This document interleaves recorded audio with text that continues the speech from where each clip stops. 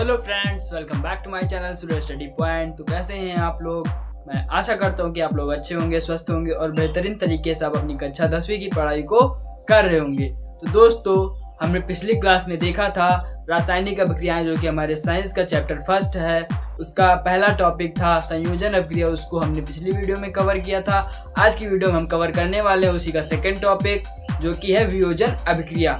अब हम देखने वाले हैं कि वियोजन अभिक्रिया क्या होती है। ठीक है, तो वियोजन अभिक्रिया वो होती है, वियोजन अभिक्रिया वह अभिक्रिया जिसमें एकल अभिकारक, मैंने आप लोगों को पिछले वीडियो में बताया था कि अभिकारक किन्हें कहते हैं और उत्पाद किन्हें कहते हैं। अभी मैं आगे भी आप लोगों को बताऊंगा। ठीक है, पहले आप देखिए इसकी डेफिनेशन। वियोजन अभिक्रिया की डेफिनेशन है वह अभिक्रिया जिसमें एकल अभिकारक वियोजित होकर दो या दो से अधिक उत्पाद बनते हैं, मतलब उत्पाद में टूट जाता है एक अभिकारक। ठीक है, वियोजन अभिक्रिया कहलाती है। ठीक है, वह अभिक्रिया जिसमें एकल अभिकारक, मैं आप लोगों को बता देता हूँ, जो इधर होते हैं इन्हें अभिकारक कहते हैं और जो अभिक्रिया के बाद बनते हैं उन्हें उत्पाद कहते हैं। वह अभिक्रिया जिसमें एकल अभिकारक, इसमें एक ही अभिकारक। ठीक है, तो संयोजन अभिक्रिया उसमें दो अभिकारक होते थे, लेकिन इसमें एक ही अभिकारक है।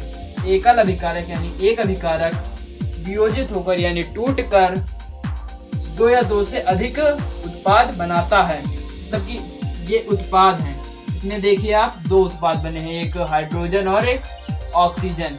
तो वह अभिक्रिया जिसमें एकल अभिकारक या एक पदार्थ वियोजित होकर या टूटकर दो या दो से अधिक उत्पाद या दो या दो से अधिक पदार्थ बनाती है, मतलब बनती है उस जिस अभिक्रिया में, उस अभिक्रिया को हम लोग कहते हैं वियोजन अभिक्रिया। ठीक है, तो इसकी एक ट्रिक होती है वियोजन अभिक्रिया को याद करने की, वो होती है इधर होंगे ए बी, और जब अभिक्रिया होगी तो अभिक्रिया में ए और बी अलग अलग हो जाएंगे। ठीक है, ये होते हैं जो इधर होते हैं, इन्हें कहते हैं हम अभिकारक।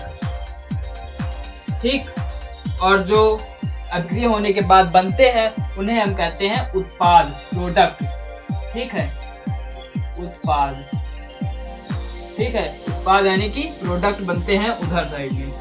और जो जिससे अभिक्रिया होती है, जो अभिक्रिया करते हैं उन्हें कहते हैं अभिकारक, और अभिक्रिया के पश्चात, अभिक्रिया के बाद जो बनते हैं उन्हें कहते हैं उत्पाद। तो ये ट्रिक होती है इन्हें याद करने की। इधर ए बी थे, मतलब एकल अभिकारक था, एक पदार्थ था, और इधर टूटकर वियोजित होकर दो या दो से अधिक पदार्थ यानी कि दो या दो से अधिक उत्पादों में बन जाता है, यानी कि ए और बी यहाँ पर अलग अलग हो गए हैं। तो ये होती है हमारी वियोजन अभिक्रिया। आशा है कि आप लोग वियोजन अभिक्रिया को समझ गए होंगे। अब हम देखने वाले हैं वियोजन अभिक्रिया के प्रकार के बारे में। दोस्तों, वियोजन अभिक्रिया के प्रकार के बारे में हम जानेंगे। तो वियोजन अभिक्रिया के कुल 3 प्रकार होते हैं। ऊष्मीय वियोजन, ठीक है, ऊष्मीय वियोजन, विद्युतीय वियोजन और थर्ड है प्रकाशीय वियोजन। इन तीनों की डेफिनेशन, यानी कि इनमें से किसी की भी डेफिनेशन एग्जाम में नहीं पूछता है, लेकिन आप लोग थोड़ा थोड़ा जान लीजिए कि इसे कहते हैं, मतलब कि तीनों अभिक्रिया को कैसे हम लिख सकते हैं अगर एग्जाम में आ जाए। वैसे तो आज तक पूछा नहीं है कि इन तीनों की डेफिनेशन, या फिर इनमें से किसी की भी डेफिनेशन पूछी नहीं है। तो ऊष्मीय वियोजन सिंपल है कि वह अभिक्रिया जिसमें ऊष्मा के कारण एक अभिकारक दो या दो से अधिक उत्पादों में टूटता या वियोजित होता है, उसे ऊष्मीय वियोजन कहते हैं। और विद्युत में हो जाएगा विद्युत के कारण, और प्रकाश में हो जाएगा प्रकाश के कारण। अगर आ गया कि प्रकाशीय वियोजन किसे कहते हैं, तो आप लिख देंगे कि प्रकाश के कारण एकल अभिकारक जब दो या दो से अधिक उत्पादों में टूटता या वियोजित होता है तो उसे प्रकाशीय वियोजन कहते हैं। तो आज हमने वियोजन अभिक्रिया और वियोजन अभिक्रिया के प्रकारों के बारे में जाना है। अगर आपने संयोजन अभिक्रिया को नहीं पढ़ा है तो मैं उस संयोजन अभिक्रिया के जो वीडियो है उसकी लिंक मैं डिस्क्रिप्शन में डाल दूंगा, वहां से आप लोग उसे विजिट कर लेना। अगर आपको आज की क्लास पसंद आई हो, मैंने जो समझाया है वियोजन अपक्रिया वो समझ में आई हो, तो वीडियो को लाइक करें। अपने कक्षा 10वीं की हर दोस्त तक ये वीडियो को शेयर करें ताकि वो लोग भी अपनी पढ़ाई को, कक्षा 10वीं की पढ़ाई को हमारे साथ अच्छे से शुरू कर सके।